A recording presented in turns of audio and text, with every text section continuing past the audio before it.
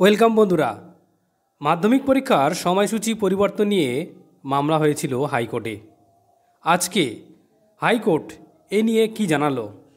আপনারা জানেন যে মাধ্যমিক পরীক্ষা 2024 যেটা শুরু হবে 9:45 থেকে, যেখানে আগে ছিল 11:45। এই শীতের দিনে ছাত্রছাত্রীর কথা মাথায় রেখে বৃহত্তর গ্র্যাজুয়েট টিচার্স অ্যাসোসিয়েশন মামলা করেছিলেন।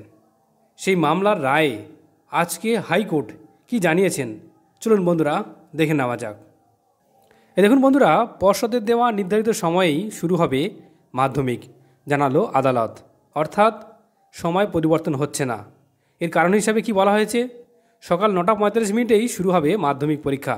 সময়সূচি বদলে সায় দিল না কলকাতা হাইকোর্ট। যেহেতু মাধ্যমিক পরীক্ষার আর কয়েকদিন বাকি, এই মুহূর্তে সময়সূচি বদল করলে প্রশাসনিক ক্ষেত্রে নানা অসুবিধা হতে পারে। সেই কারণেই মধ্যশিক্ষা পর্ষদের বিজ্ঞপ্তি অনুযায়ী সকাল 9:45 মাধ্যমিক পরীক্ষা শুরু হবে বলে জানালেন বিচারপতি বিশ্বজিৎ বসু। মাধ্যমিক পরীক্ষার সময় এগিয়ে আনার নিয়ে একটি মামলা শুনানিতে এমনটাই নির্দেশ দিয়েছেন হাইকোর্ট।